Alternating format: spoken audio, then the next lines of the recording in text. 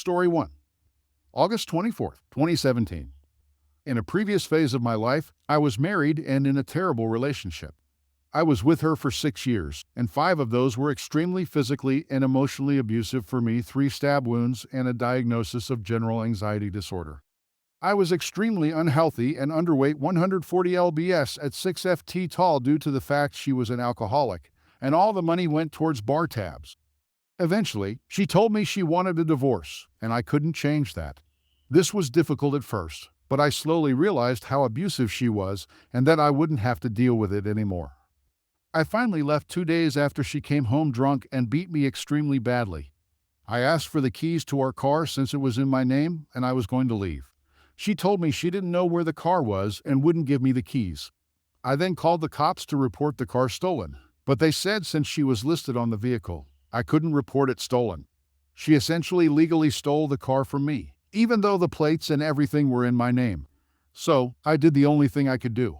I canceled the insurance and didn't renew the tags a month later.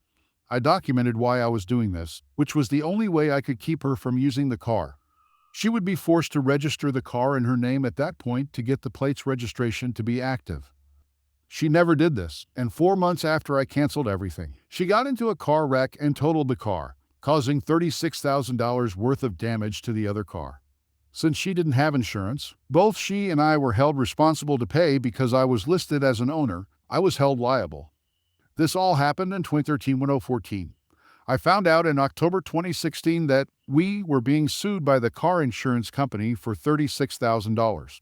She also informed me at the time that she was pregnant with the guy she left me for. She wrote in her response to the lawyer's lawsuit that we were separated. She was 6 months pregnant without a job, and her family was helping her with bills completely irrelevant. She did this to try to make it seem like I left her while she was pregnant, and that she couldn't afford this, so I should have to pay. During all of this, we hired a lawyer for our divorce. What happened was she said she was getting a free consultation from the lawyer.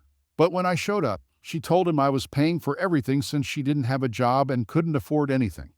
I asked if she could commit to paying me back half, even if it took her a year or longer. I was willing to wait until she got on her feet and had a job to pay me back. But every time she said no, she couldn't afford it. I wanted this to end, so I paid him, and he informed me that since this was the case, he was only representing me, and she was without a lawyer now. So, when I got served with a lawsuit, the lawyer agreed to help with this as well and drafted an official legal response to the accusations, denying them outright. We said she stole the car from me. I attempted to report it stolen, but the cops wouldn't do anything. 4 months after I canceled everything and informed her of this, she wrecked the car, so we were not at fault. They then sent her a new questionnaire to respond to with 13 accusations against her that she had 3 weeks to reply to. She never did. 3 months ago, they filed for a motion of summary judgment, basically, since she didn't respond. It was the equivalent of her admitting everything they accused her of. My lawyer then filed something. I'm not a lawyer, so I have no idea what he filed to dismiss me from the case, since I filed and responded in a timely manner and provided everything they asked for. It was my ex who never responded, and since that was the case, she should be held responsible. Today, I got a letter from the lawyer of the car insurance company that they were dropping only me from the lawsuit, and I was off the hook. My ex has a hearing on September 13th, where they are going to rule against her, and she will be held responsible for all $36,000. Since my lawyer receives all documents that are filed as e-files, he gets them immediately. They must send her letter to her, so she doesn't even know about this yet. September 21st, 2017. I was wrong on my original date of when the hearing was going to happen. I said it was the 13th, but it was actually the 19th. My bad, guys. After I received the call from my lawyer on August 24th, I received a call from my ex-wife, let's call her Karen, the next day on Friday. Karen immediately began yelling at me incoherently about what a piece of garbage I was, how she couldn't believe how awful I was, etc. After her initial rant, I answered back, "Hi, Karen, how is your day going?" This triggered the second rant about how I need to grow up and how childish I was, yada yada. I asked her, "What's wrong, Karen? Sounds like something bad has happened." She then told me that the other guy's mom had found the letter and had now kicked her out of the house. Small backstory: Karen cheated on me with this guy, left me for him, got pregnant, lost her job, and now lives with his parents and is financially supported 100% by them. She has also, up to that day, called her mother-in-law. She also told me that she was having to stay with her mom now and that she lost her kid because of me. Apparently, the ex-mother-in-law kicked her out, told her that the other guy was keeping the kid, and she was no longer welcome to be at their house. I ended the phone call by saying, "Doesn't it stink that an independent judge and a team of attorneys heard both sides of our story, knew how much of a piece of garbage you are, and sided with me? There's no manager you can call to complain to. You just have to live with this knowledge for the rest of your life. Have a nice life, you troublesome person. I hope you get seriously affected by this." Click. I blocked her number and thought that was that, but no. I got a call on Monday from the other guy. I've had the same phone number for 10 years now, and he had it from when Karen and I were married. He was her high school friend, asking in a panic if I had heard from Karen. I told him I talked to her on Friday after his mom kicked her out, and she called to rant at me. But I blocked her after that and haven't heard from her. He then told me that he couldn't get a hold of her, and she had come and kidnapped their baby, and he had no idea where she was. As a last-ditch effort, he decided to call me in hopes I might know something. I told him that she said she was staying with her mom now, and he said they had been in no contact with her the entire time they were together, so he had no idea where she was. Plus, she didn't have a job right now, so he had no clue where she might be living. Immediately, I knew exactly where she was. I asked him if he knew where her grandmother lived. If her mom lost her job, nobody was going to room with her except her mom. He had never met the grandmother, also no contact because she is a huge problem as well. I have crazy stories about that woman, but he also didn't know where she was. I told him I knew exactly where she lived, and if he gave me a second, I could Google map her address. I didn't remember it exactly. After a minute of searching, I had the address. I let him know what it was and told him to give me a call if she wasn't there, and we could brainstorm where else she could be. The guy is truly a problem, but even problematic people need help. I'm not going to make a child suffer over my dislike for its parents. About 2 hours later, he called me back and told me the cops rolled up to the grandmother's apartment, and Karen was feeding the baby on the balcony. She got arrested, and the other guy and his parents went and picked up his son, now having him back in their possession. I told the other guy I was happy everything worked out, but I didn't want to ever hear from him again. He said he understood, and I haven't heard from him since. Karen is now in jail, along with her mom, for driving her to kidnap the child. Her mom actually admitted this to the police while defending Karen's actions, saying it was wrong to take her child from her, and she was doing what was right. Silly person. So on the 19th, my lawyer attended the hearing, just to make sure nothing happened to me. Karen did not show up since she is in jail. She had to call in from jail on the phone. They ruled against her 100%. She now has to pay $36,000 on her own. Both she and her mom have no jobs except being saleswomen for a home-based business, and she's in jail for who knows how long. Story 2. All right then, so a bit of backstory on yours truly. I've been working bar security, also known as a bouncer, at the same bar for about 3 years. If you ever want to know what it's like to be a bouncer, think daycare but at night, and instead of small children, it's adults who revert to children when intoxicated or even when not intoxicated. Anyway, this night was much like any other night. There was a popular local band playing, so we had a decent crowd. The team was keeping their eyes open for anyone passed out, being belligerent, drugs, the works. I was standing by the door to the bar area of the building. The way this place works is it's basically cut in half, with one half being a pool hall and the other a bar entertainment area separated by a wall with a door on either end. I stand by this door a lot because I can easily keep track of both rooms at the same time without needing to really walk all around the place. So, there was a gentleman sitting near the door where I was, and a couple sitting at the bar across the way. The woman was well known for acting out when she was drunk. From what we could see on the cameras inside, she walked over to the gentleman by the door and started trying to flirt with him.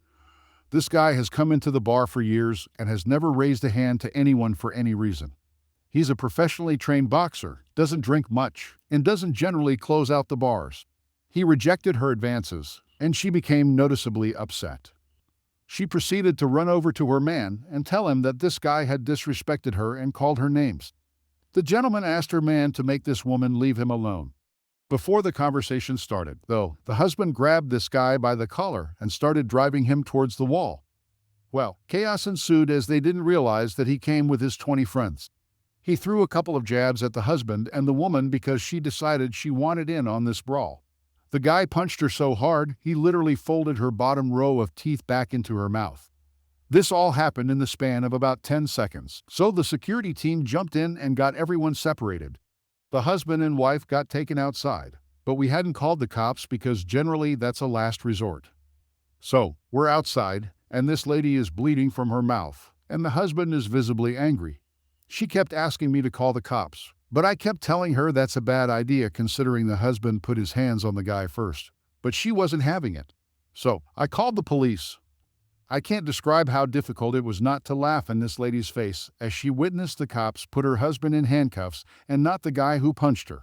She said something that I'll never forget and wish I had it on recording. "This is why we don't call the darn cops." I very nonchalantly reminded her that it was her idea to call the police in the first place. I didn't see them again until about a year later. She had to get her whole bottom row of front teeth pretty much fixed and still hasn't changed in the slightest. What a night. Edit. When I said the boxer doesn't drink, I meant that he doesn't drink to the point of passing out or throwing up. He'll have a couple of beers here and there, but that's it. My perception of the drinker has expanded quite a bit when I started seeing just how much someone will pour down their throat in the span of a couple of hours. Story 3. Years ago, my cousin Lucy and I had a strained relationship because she let her son Damien do anything he wanted, never punished him, and brushed away anything he ever did as boys will be boys or he's just a kid, etc. It came to a breaking point between us when Lucy and Damien were visiting years ago. Damien was 12 at the time, and my daughter Maggie was 9. Maggie was sitting happily playing her Xbox in her bedroom upstairs. While Lucy and I were talking, Damien got bored and wandered off. A few minutes later, I heard screaming and crying. I rushed up to Maggie's room to find her on the floor, blood all over her face, while Damien was just casually playing the Xbox. It turned out he came up and demanded a turn on the Xbox. Maggie said sure, just let me finish the level. So he snatched the controller from her hand, smashed her around the face with it, then shoved her out of the way. I rushed her to the hospital. Luckily, it wasn't worse than it looked, and there was no lasting damage, and I live in the UK, so no medical bills. But I was furious. I told Lucy what Damien did, and she shrugged and said, "You know how boys are with their video games. She should have just let him play." I told her in no uncertain terms that she and her son were not allowed anywhere near me or my family. We got into a huge fight over this, where she, of course, tried to absolve her little angel of anything. So I lost it and told her if she didn't discipline him and teach him boundaries, she would end up raising a monster who would grow up to be a thug or worse, which infuriated her. This caused fallout with the family for years, largely because Lucy lied and told everyone her son and Maggie had just been fighting, and that's how she got hurt. It was just an accident, and I was overreacting. After a few years, everyone forgot. I still forbade Lucy or her troublesome son from coming anywhere near me. Several other family members did the same. I can't imagine why. Fast forward to a little before the pandemic. Damien was 19, just like I predicted. He soon learned that thanks to his mother, he was untouchable as she would never believe he did anything wrong. So his behavior got worse and worse, to the point where he was kicked out of every school in the area and had to go to a special school. I got a call from Frank, Lucy's brother, telling me Lucy had been rushed to the hospital, that he knows we don't talk, but Lucy was seriously hurt and he wanted to let me know. Despite our history, I went to visit Lucy, accompanied by Frank and his wife. Before this, we had been really close, and I was upset to hear she was hurt. When I got there, I was shocked by what I saw. She was really banged up, her face swollen, and bruises all up her arms. It turned out Damien had done this. She was really struggling for money, and he refused to get a job. So she finally tried to lay down the law and tell him to get a job or she was throwing him out. He attacked her, almost dislocating her jaw. It was horrific. Now, we had a history, but at this point, none of that mattered. I was worried and sad for her. I immediately asked her if she needed help with anything. She seemed surprised, but we ended up having a really heartwarming chat, saying how much it meant to her that I came to see her. I thought maybe we were turning a corner and could repair our relationship. We had been really close as kids. Ah, how wrong I was. A few weeks later, I started getting blasted on social media and getting nasty messages and texts telling me what an awful person I was and how I could do what I did to Lucy. I was confused. I hadn't done anything. I called Frank. He had no idea either but said he would look into it. It turns out Lucy had told everyone I had come to the hospital, mocked her, and gloated. "I told you so," while she bawled her eyes out. I confronted Lucy about it, asking her how she could lie like that. She hit back that this was all my fault and what I deserved. If I knew this was going to happen, why didn't I do more to help her? She then demanded I pay her at least £10,000 for damages I caused. Like, what? She lied to everyone because she couldn't stand that I had been right and decided to punish me for it. For months, I endured hateful messages from family members who believed her lies. Not all my family believed her, of course. And Frank and his wife cleared things up about what really happened. He managed to record Lucy admitting that she lied, which got most of my relatives back. But there were still a few who had it in their heads that there's no smoke without fire, and I must have done something to make her say what she did. But they're all distant relatives on her side, so who cares? Then the pandemic rolled around. Everyone forgot the petty squabbles Lucy and her lies caused. But last month, we held a family gathering at my parents', the first in years due to the pandemic. Lucy showed up. Thankfully, Damien was absent on account of serving a prison sentence for aggravated assault and battery unrelated to what he did to his mother. I went to ask Lucy how she was doing. The first words out of her mouth were, "You need to pay me what you owe me. If you don't, I'm taking you to court. I need that money. It's the least you can do after ruining my life." She followed me around the party, demanding I pay her, and telling everyone who would listen that I had ruined her life. She only stopped when I threatened to call a cop friend of mine and challenged her on who they would believe beat her up, a criminal with a history of physical violence or me. What a happy family reunion.